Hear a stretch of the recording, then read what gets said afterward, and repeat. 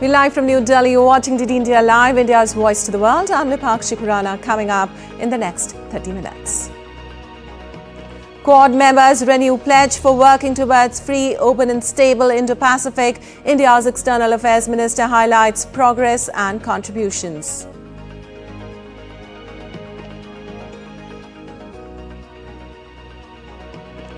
Europe's Russian gas era comes to an end as Ukraine transit stops.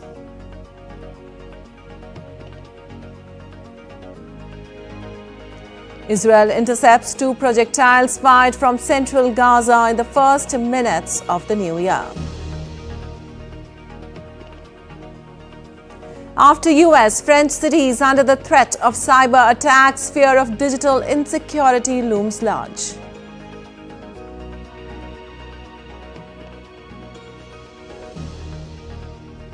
And the world welcomes 2025 with fireworks and light shows. India ushers a new year amid nail-biting cold.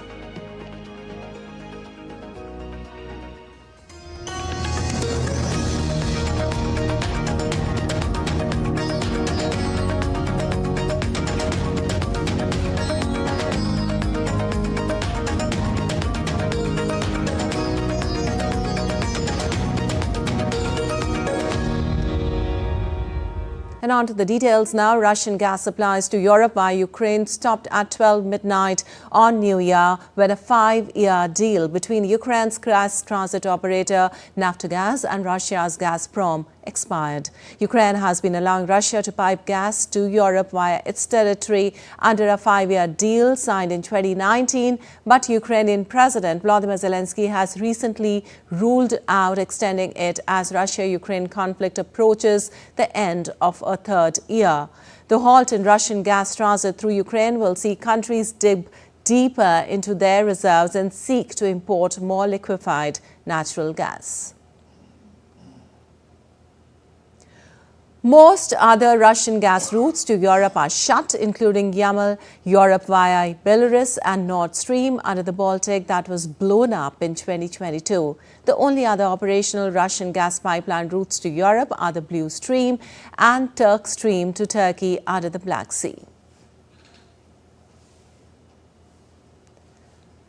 Russian gas accounted for less than 10% of the European Union's gas imports in 2023, but some EU members still depend largely on Russian gas for geographical and political reasons. EU and NATO members Hungary and Slovakia have maintained close ties with the Kremlin despite the conflict.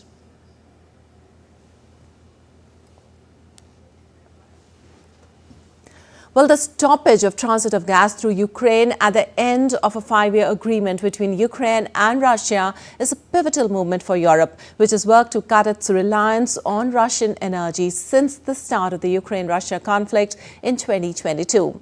While the immediate economic impact is minimal, its geopolitical consequences could exacerbate divisions within the European Union, testing the bloc's unity in its support for Ukraine. Jessica Taneja reports for more from New Delhi. Gazprom's final scheduled delivery through Ukraine on Tuesday marks the end of a transit system that had persisted despite nearly 3 years of war. Once a cornerstone of Europe's energy infrastructure, the transit route has dwindled in importance, with Russia's share of EU gas supplies plummeting from 40% pre-war to just 8% in 2023. Alternative sources from the US, Qatar and Norway have largely compensated for the shortfall. However, the cessation of Russian gas flows from Ukraine raises broader questions about the EU's cohesion. Countries like Hungary and Slovakia, which continue to rely on Russia gas via other routes such as the Turk Stream, are seen as undermining the EU's collective push to eliminate Russia energy dependence. Ukraine's President Volodymyr Zelensky has accused Slovakia of engaging in shadow agreements with Russia, highlighting tensions among neighboring states. Meanwhile, Slovakia's threats to cut power supplies to Ukraine have further strained relations. The European Commission has so far avoided direct involvement in brokering a new transit deal, instead emphasizing the bloc's success in diversifying its energy sources and maintaining high storage levels. Yet, This hands-off approach may leave room for discord to grow among member states. The economic implications of the halted transit are relatively limited compared to the geopolitical stakes. Gazprom will lose an estimated $5 billion in annual gas sales to Europe through Ukraine, while Kyiv will forfeit around $800 million in transit fees. These figures pale in comparison to the broader financial and strategic losses Russia has endured, including Gazprom's $7 billion loss in 2023, which was its first since 1999. For Ukraine, the end of the transit deal presents both risk and opportunity. Zelensky has signaled his unwillingness to allow Russian gas to transit through Ukrainian pipelines, emphasizing the importance of cutting financial flows that could fund Moscow's war efforts. However, halting transit could expose Ukraine's vast pipeline infrastructure to Russia's missile strikes, further jeopardizing the country's energy security during winter.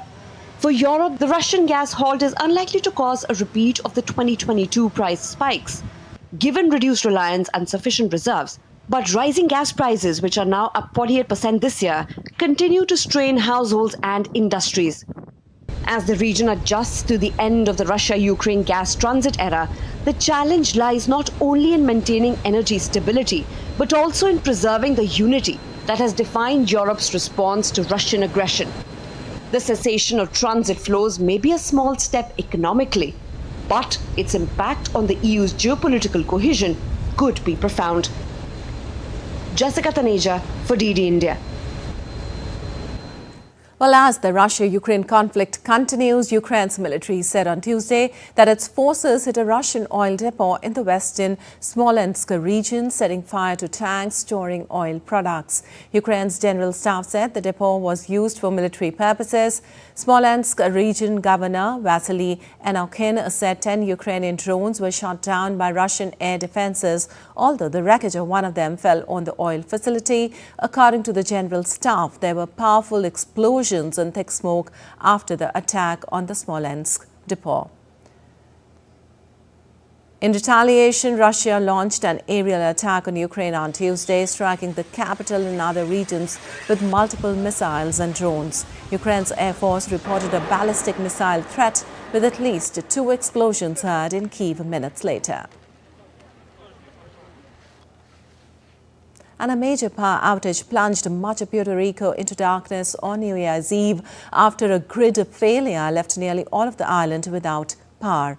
According to a statement from energy distribution company Luma Energy, around 90% of 1.47 million clients across the island were left in the dark. Luma said that it will likely take 24 to 48 hours to turn the lights back on. It added that preliminary findings pointed to a fault in an underground cable as the cause of the outage. Although the situation remained under investigation, Puerto Rico has long dealt with chronic power outages as its infrastructure crumbles. It was hit hard by Hurricane Maria, a Category 4 storm in 2017. And on Wednesday, in the first minutes of the new year, 2 projectiles were fired from Gaza. Israel's military said one of which was intercepted while the other landed in an open area. Alert sirens sounded around midnight in the western Negev. The military said it has intercepted several rockets fired from northern Gaza in recent days. Since October, Israeli operations in Gaza have focused on the north, with officials saying the land and air offensive aims to prevent Hamas from regrouping. And Syria's newly appointed Foreign Minister Assad Hassan al-Shibban said on Tuesday that he received a phone call from his Egyptian counterpart Badr Abdelati. Both the leaders discussed the importance of Damascus and Cairo in bringing peace to the region. The Egyptian Foreign Ministry said in a statement that Abdelati stressed his country's support to the Syrian people and its legitimate aspirations. He called on all parties to preserve Syria's national institutions, its unity and sovereignty. Egypt's top diplomat also emphasized the importance that the political process adopts an inclusive approach for all Syrian national parties, reflecting the societal, religious, sectarian and ethnic diversity within Syria. Both ministers agreed to stay in contact.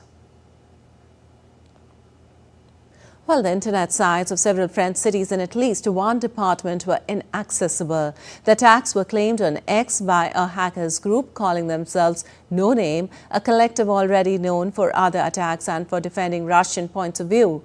The mayor of Nice, Christian Estrossi, confirmed on X that the city's website had been targeted. According to cyber experts, the goal appears to be propaganda by creating an impression of a climate of digital insecurity. Later, Paris prosecutors opened an investigation into the matter, saying that a total of 23 sites were targeted.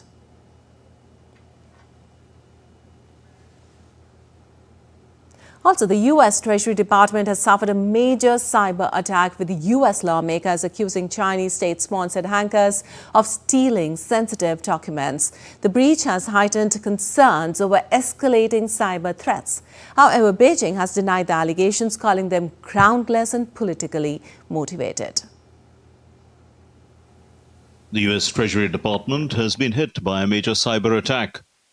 The lawmakers alleging that Chinese state-sponsored hackers were behind the breach. The hackers reportedly stole sensitive documents, prompting concerns about escalating cyber threats.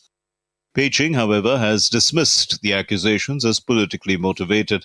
We have repeatedly stated our position on such groundless allegations which lack evidence. China has always opposed all forms of hacker attacks, and we are even more opposed to spreading false information against China for political purposes. The latest breach of the U.S. Treasury Department's systems has once again turned the spotlight on Chinese state-sponsored cyber activity. In March 2024, the U.S. Department of Justice indicted 7 hackers linked to the Chinese government for targeting critics of China, U.S. businesses and politicians. In May 2024, Britain's Ministry of Defense fell victim to a Chinese cyber attack, which compromised sensitive data on its military personnel, excluding special forces.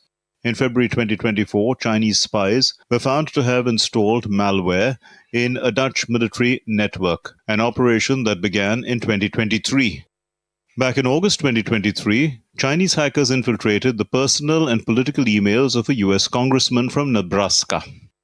In May 2023, Guam's U.S. communications network was breached, with hackers using legitimate credentials to evade detection. And in December 2022, hackers stole at least $20 million in COVID-19 relief funds from the U.S., including SBA loans and unemployment benefits. The latest Treasury Department breach adds to a long list of alleged cyber attacks attributed to Chinese state-backed actors. As tensions rise, the focus now shifts to strengthening global cybersecurity and holding perpetrators accountable. Amish Mahajan's report, DD India. Well, South Korean investigators said that they will execute impeached leaders' arrest warrant within deadline. The investigators also warned anyone blocking Yoon's arrest could be prosecuted. A South Korean court issued warrants to detain impeached President Yoon Suk-yeol and search his office on Tuesday. The Seoul Western District Court issued warrants to detain Yoon over his stunning yet short-lived martial law decree in December 2024 and to search the presidential office in central Seoul. The Corruption Investigation Office for high-ranking officials said it is investigating whether Yoon's declaration of martial law amounted to rebellion. Yoon's powers have been suspended since the opposition-controlled National Assembly voted to impeach him on December 14th. The Constitutional Court is to determine whether to dismiss Yoon as president or reinstate him.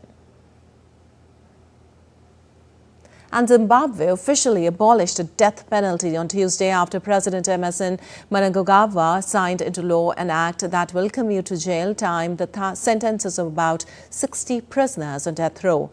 The Death Penalty Abolition Act, published in Government Gazette on Tuesday, says a court can no longer deliver a sentence of capital punishment for any offence, and any existing death sentences would need to be commuted to jail time. However, one provision says the suspension of the death penalty may be lifted during a state of emergency. There has been a moratorium on executions in the southern African countries since 2005.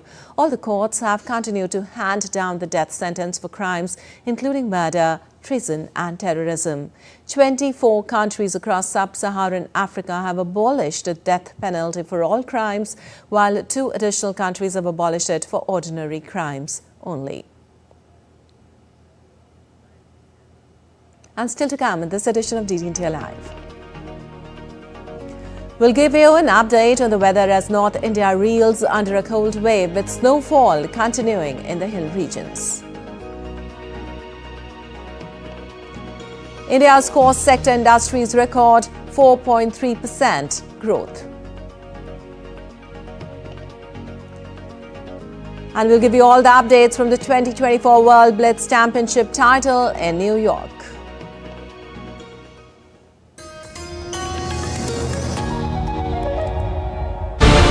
Watch India's groundbreaking strategies in cyclone management, where innovation meets resilience. Tune in to discover how India is leading the way in cyclone preparedness and response, pioneering cyclone solutions, saving lives and protecting communities. Watch DD India's exclusive insight on cutting-edge cyclone management techniques.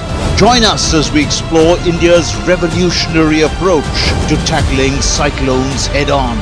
The 1st of January 2025 at 6:30 p.m. IST or 12 p.m. GMT on Wednesday only on DD India.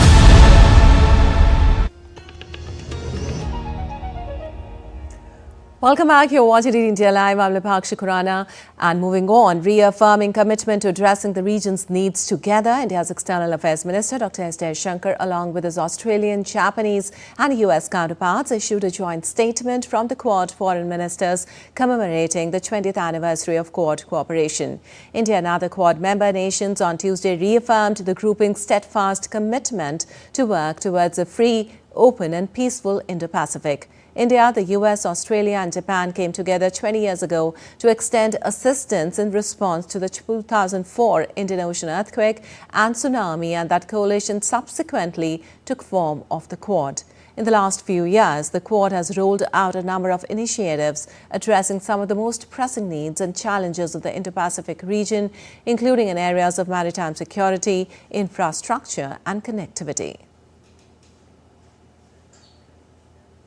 An update on the weather now. Several northern states in India are reeling under a cold wave with snowfall continuing in the hill regions. Delhi continues to shiver after a sharp drop in night temperatures. India Meteorological Department predicts the temperatures to remain constant in the western Himalayan regions. However, they are expected to drop by 2 to 3 degrees Celsius in the central and east Indian states. More snowfall is expected in parts of Jammu and Kashmir and Himachal Pradesh in the coming 3 days. IMD has also issued warnings for ground frost in northeast Indian states and Himachal Pradesh. Dense fog conditions will remain for the next couple of days, but are expected to get better from the 3rd of January. Well, the New Year celebrations in India are vibrant and diverse, reflecting the country's rich cultural and regional traditions.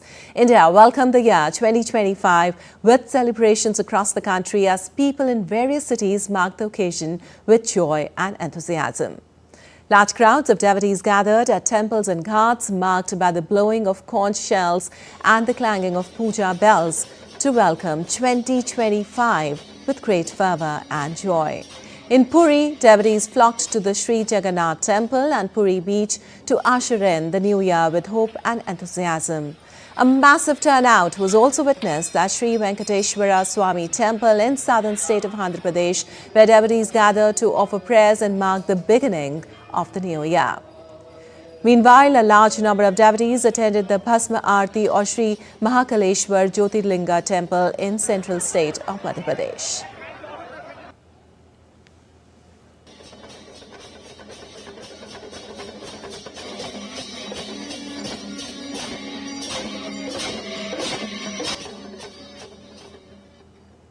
On the other hand, parties, cultural events, live music, performances and themed decorations were also organized across the nation to welcome the new year. In Mumbai, beaches like Juhu, Chowpatty and Versova were packed with revelers. People also gathered to Marine Drive to watch the fireworks. In Himachal Pradesh's Manali, a popular tourist destination, crowds danced and cheered in the streets. Whereas in West Bengal, people celebrated with lights flashing from their mobile phones.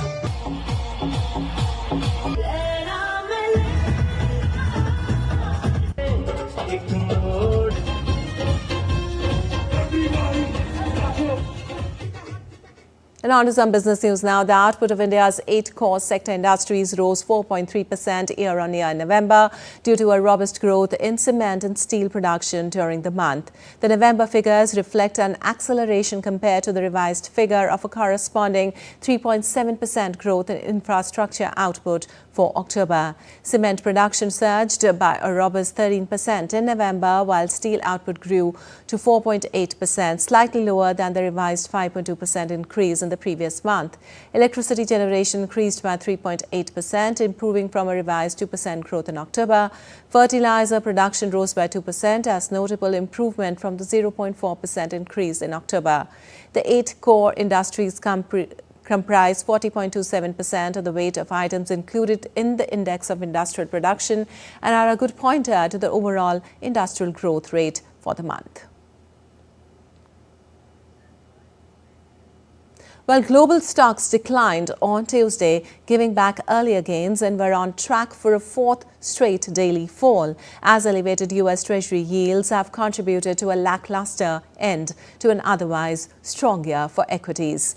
U.S. equities have surged this year, with the S&P 500 on track for its 5th annual gain in the past 6 years. The 2-year jump of about 53% would mark the strongest back-to-back annual performance for the index since 1997-1998. The rally has been fueled by growth expectations surrounding artificial intelligence, expected rate cuts from the U.S. Federal Reserve, and more recently, the likelihood of deregulation policies from the incoming Trump administration.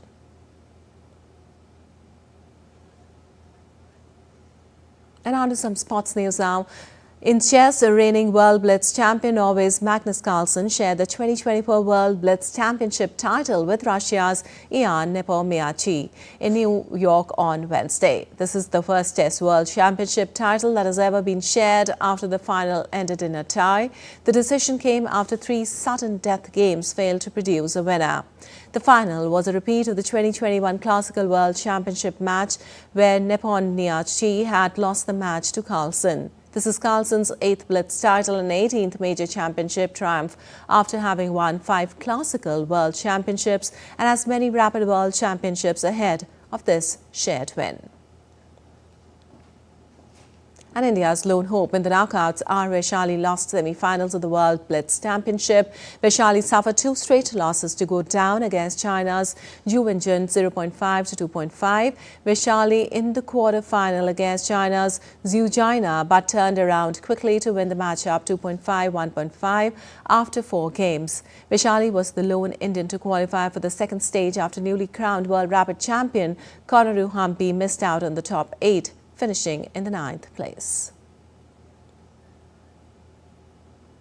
And Australia's head coach Andrew McDonald remained hopeful that pace bowler Mitchell Starc would be available for the 5th and final test against India. McDonald said Starc had a niggle and a decision would be made closer to the match, which begins on 3rd of January in Sydney. The left armour is crucial for Australia if they were to win the Border Gavaskar Trophy since 2014.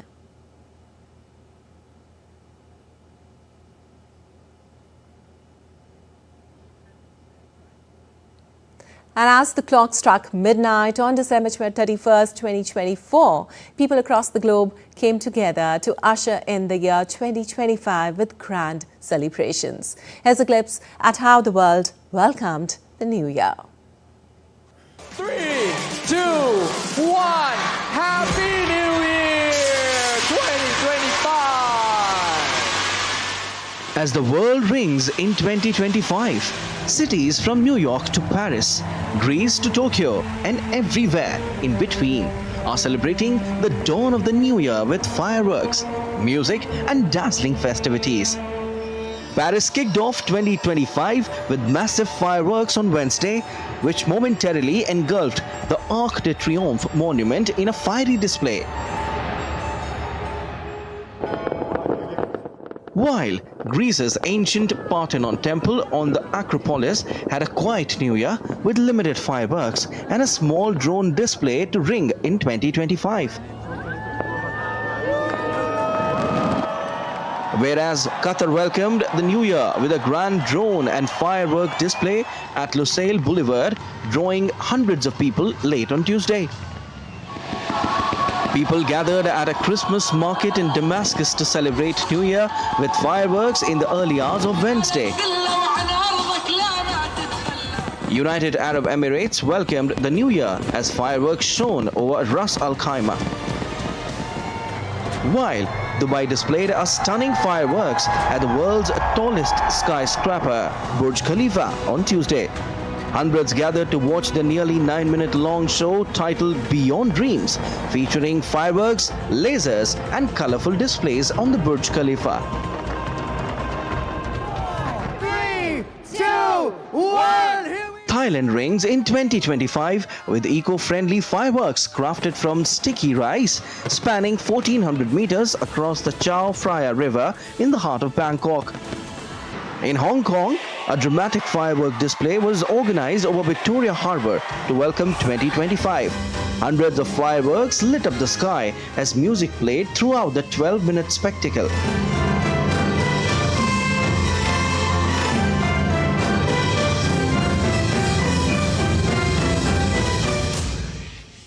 Well, a very happy New Year to all our viewers. And that's all for this edition of DD India Live. But let us know your thoughts on the news of the day. For those on the go, you can get all the latest news and updates from India and across the world on the DD India mobile app. The app is available on both Android and iOS platforms. Scan the QR code on the screen to download now.